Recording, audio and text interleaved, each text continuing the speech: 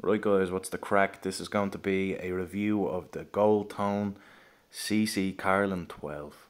I'm going to try and talk about as many points as possible of this banjo and give you some nice angles to look at, and just an overall opinion about what I think about the banjo. I'll include a few sound snippets as well, just so you get a good idea of the type of tone that the banjo has, the type of sustain, and if you have any questions, leave a comment. And yeah, cool. Hope you enjoy.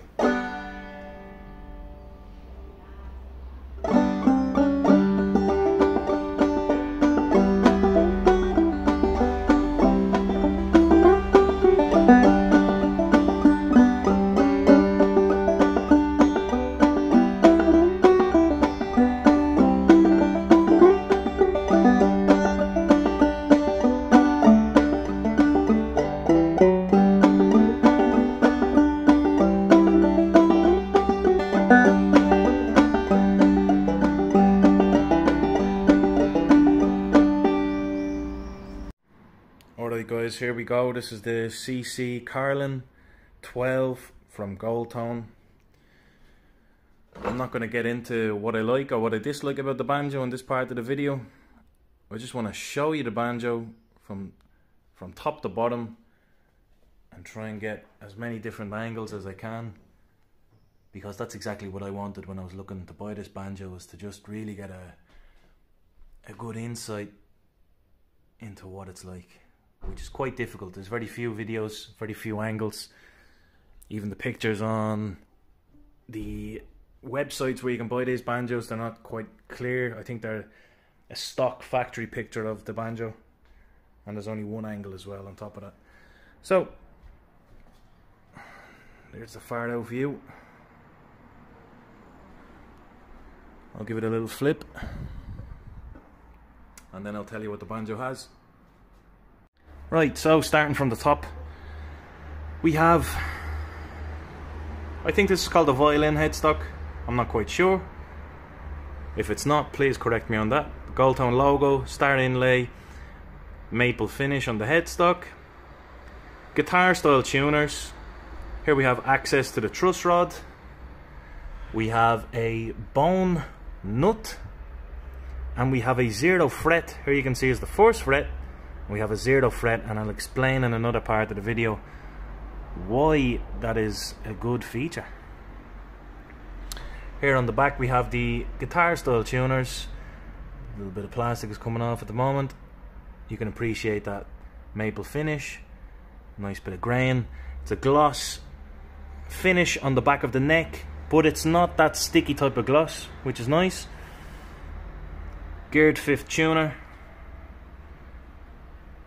Alright, let's turn it around. Here we have a star inlay on the 5th fret. What is the wood of the fretboard? I do not know. I don't think the Goldtone website actually specifies that, but it could be one of those modern dark woods. It's got a bit of a brown hue going up through it, which is quite nice with the maple finish on the pot, on the headstock, on the back of the fretboard. Here we have the scoop for that Clawhammer playing, if you want to get a bit of a more harpish type sound, bit of a deeper sound. You can play up here rather than playing closer to the bridge, which gives you a more of a trebly attack. We've got 18 frets. Considering it has a scoop, most banjos come with just the 17th fret, which will give you the 3rd octave of G if you're playing in G tuning. If you're playing in double C tuning, this banjo is nice because of the 18th fret. You can actually get the 3rd octave of C, which is nice.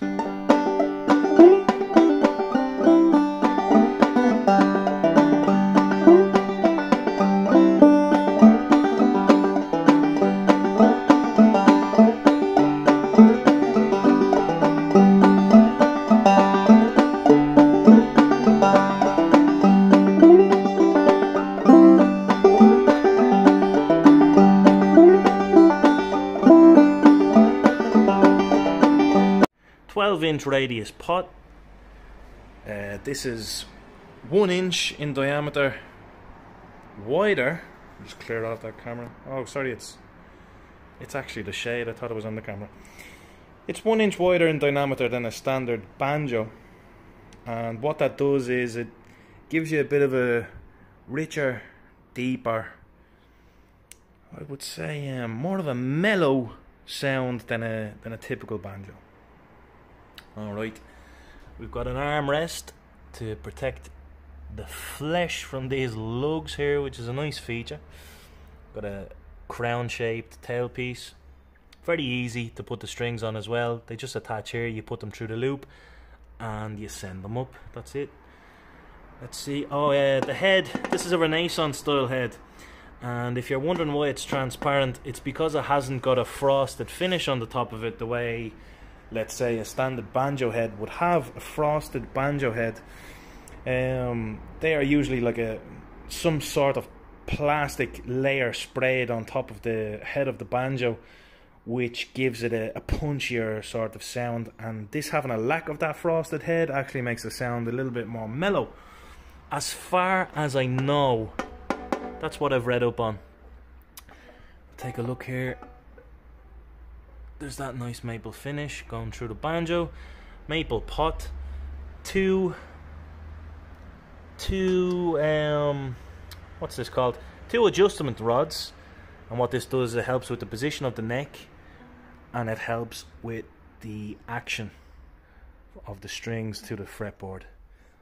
And if it's possible, I can show you. There we go. In between the maple wood and the rim of the head of the banjo, the Renaissance head, we can see a little bit of a goldy color or a brass color. That's the rolled brass tone ring. There we go, it's in focus now. And what that does is